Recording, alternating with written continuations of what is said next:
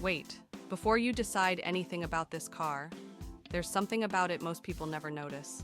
And once you hear it, you won't be able to unhear it. This car doesn't try to impress you loudly. It does something far more dangerous. It convinces you quietly. At first it feels familiar, comfortable, almost predictable. And that's exactly the trap. Because the moment you relax, this car changes its tone. It's built for people who don't rush decisions, people who like control, people who enjoy knowing something others don't. And here's the strange part. You don't feel excitement immediately. You feel confidence first, a calm confidence, the kind that grows the longer you stay with it. That's not accidental. Everything about this car is tuned to your senses, not just speed, not just power, but how it makes you feel when nothing is happening, when you're stopped, when you're cruising, when you're alone with your thoughts. There's a reason for that. Most cars shout, this one whispers.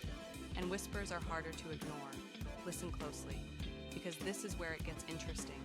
This car doesn't want your attention all at once. It gives it to you in layers. The first layer is comfort, the second is authority, the third, that one comes later. That third layer is what makes people keep this car longer than they planned, because beneath the smoothness, there's tension, a kind of restrained strength, like it's holding something back on purpose. And when a machine chooses restraint, it means it has more than enough. The way it moves isn't dramatic, it's deliberate. It doesn't jump forward, it leans forward, and that difference matters, because leaning means control, jumping means reaction. This car is always ahead of you, not faster than you, ahead of you. You'll notice it in small moments, the way it responds before you finish a thought, the way it settles into silence when you stop asking for more, and then, just when you think you understand it, it surprises you, not with noise, not with chaos, but with precision. That's when people realize this car isn't built for everyone. It's built for someone who appreciates timing, someone who knows that real luxury isn't about showing off. It's about not needing to. There's weight here, not physical weight, presence. You feel it when doors close, when motion begins, when motion ends. Everything feels intentional, and intention is addictive. Most people talk about performance numbers, but that's not where the story is. The story is in how this car behaves when no one is watching, when it doesn't have to prove anything. That's when its personality shows.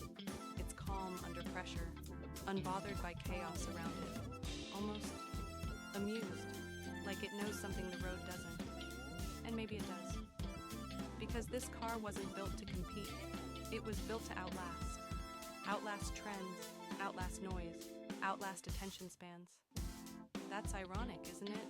A car this quiet, holding attention for so long. And yet, here you are, still listening. That's not a coincidence. There's a rhythm to this machine, a pulse that doesn't rush. It invites you to slow down, but never feel slow. That balance is rare. And it's why people who drive it don't talk about it much. They don't need to, they feel it. Every time they start it, every time they stop, every time they choose it again. Because once you understand what this car is doing, you stop comparing it to others. Comparison becomes irrelevant. It exists in its own lane, even when the road is full. And that's the final thing people miss. This car doesn't ask you to fall in love instantly. It earns it, quietly, patiently, over time. And the moment you realize that, you also realize something else. This isn't just a car you drive, it's a car that stays with you, even after the engine goes silent.